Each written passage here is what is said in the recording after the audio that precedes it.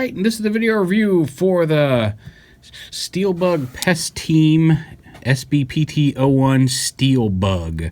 As you can see, he's kind of a chibi metal slug-esque tank. The turret rotates. That's about all the articulation you're going to get here out of tank mode. He does have a couple little wheels here to roll along on under the treads. But yeah, he's got some heft to him. There's some die. This shovel weapon is die cast. His feet are die cast. He may have some more. Maybe this piece is die cast. Oh, that's plastic. There may be a little bit more die cast around his body, but the feet here, can't tell if these wheels are or not. And this shovel are certainly die cast. But yeah, this one kind of came out of nowhere. It's from Steelbug Pest Team, or Steel Pest Team. Maybe it's just Steel Pest Team, but yeah, not sure if they're affiliated with any of the other third-party companies. If they're a brand new startup, they're definitely doing some of their own designs.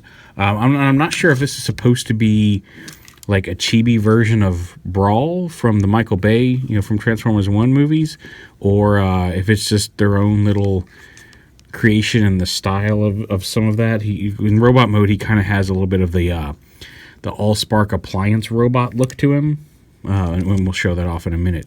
But regardless of anything else about it, the tank, like I said, it's a hefty little thing. It's well constructed, and it's kind of a cute little tank. I like it. So yeah, to transform him, we'll go ahead and pull the shovel off. It is die cast. You can see some of the paint's worn off a little bit. This is a test shot, so I'm not sure if that's something that'll get fixed. Although honestly, for the shovel, I kind of like the way that the die cast might wear off a little bit, because if you've ever had a shovel, sometimes that coating there on the blade will chip off. But regardless, little black shovel. It's got a couple little holes through it that I'm not entirely sure what they're for. It may just be how they had to mold it, but little die cast shovel will take that off. I'm going to transfer and then pull this little green pack off the back of the tank. It's got a little tab. It just tabs in right back here on the rear of it. And then we start transforming him himself.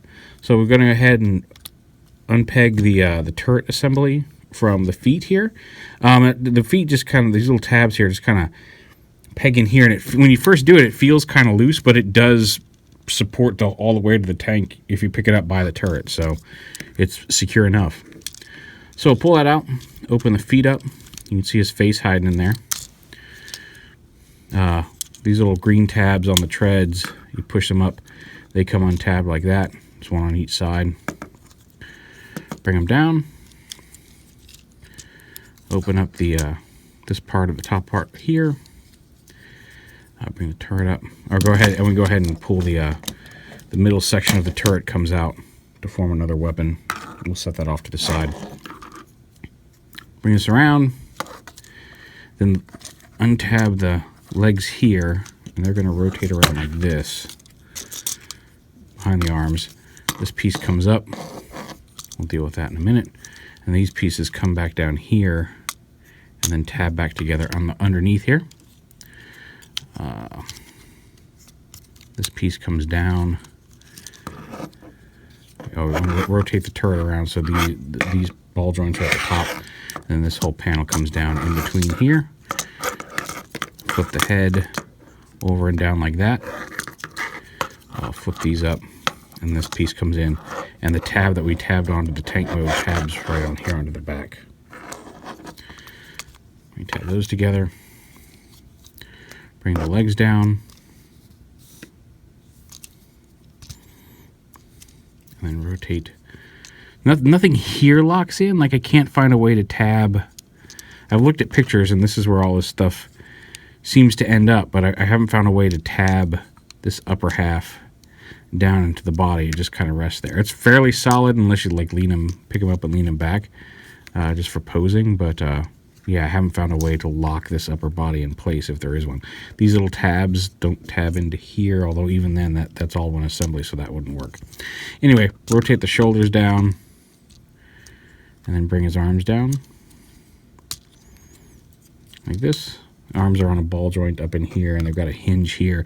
Other than that, so they can kind of go like this and rotate side to side, but other than that, they don't have a whole lot of posability to them. These, however, are on ball joints, so you can position this stuff behind his head however you want. Yeah, you can stand him up, and there he is. This is what I was talking about. See, he kind of has that appliance bot look to him. He's short. He's chibi. His mouth is actually like, that's not anything wrong. It's an asymmetrical face. You can see this horn or crest piece doesn't come up as far as, or comes up farther than this one. It's kind of at an angle. You can see his jaw. This jaw hinge is higher up than this jaw hinge. And it's intended to be that way. He's kind of got one side of his face scrunched up, so he's kind of doing a little sideways smirk, and even then, you see his teeth don't line up exactly straight, which is interesting to say the least. His head's on a swivel here, as well as an up and down, so you can get a little bit of movement of him looking around.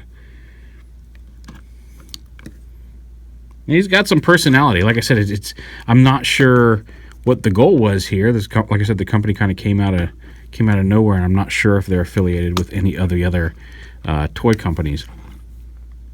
But yeah, he's kind of a cute little, like I said, I love his tank mode. I love the little Metal Slug inspired tank. And here he's just kind of like a little crazy gremlin looking dude. This is labeled 01, so I'm assuming there's going to be a whole line of these guys. And like I said, I don't know if they're just going to go for all original characters. I'm not sure if they were maybe going for a kind of chibi movie brawl look here, or what. But he's kind of fun. Now the weapons, he can hold the shovel in his hand, just slide it right in there. Although again, due to the posability, it's hard to get him in there. Obviously he can hold his other gun as well. Yeah. If I don't knock him over. There we go.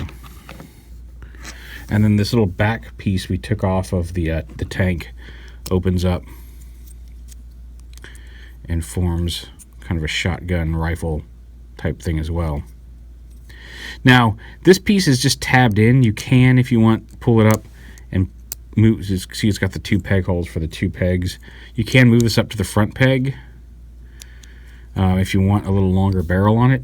I don't know if that's intentional or if this is just a piece that's intended to be glued in on the final that wasn't on the test shot. So if it doesn't show that in the instructions, maybe if you have any trouble pulling it apart when you get it, be careful. Don't rip it off. But just in case that is a feature, I wanted to point it out. And he can hold that as well if you want to do this. There's not a whole lot of options for storing extra weapons here. I found that the shovel, you can kind of squeeze it in here. If you lift this up a little bit, get it in there and tab it onto that peg there, and it'll kind of stay in place. But it doesn't peg on. Like, there's no resistance when you put it on the peg. It rests there, but it's being held in place by the friction here. It's not. It doesn't actually tab onto that in a secure manner that would make me feel like that was intentional. And then obviously, since it pegs into the inside of one of these leg pieces in tank mode, so you can't store it in its tank mode position. But if you just want to have it hanging on there, it's there. And again, like I said, you don't like these things, you can fold these down so they're not as visible on the back.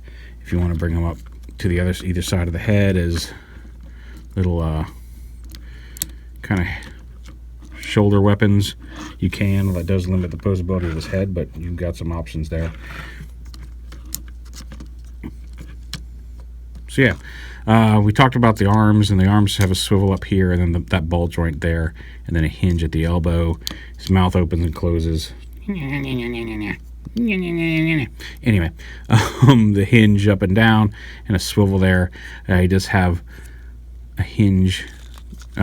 Untabbed him there in both directions here at the leg, and then the hinge right here, as well as a hinge there at the foot. So yeah, kind of it's an interesting little thing. Well, I'm curious to see if they do any more. Maybe if we see some more of what they're doing, we'll get an idea of what exactly they're going for. It's a fun, like I said, the tank mode is really fun. I really like the design of the tank mode. The little like I said, Metal Slug-esque tank.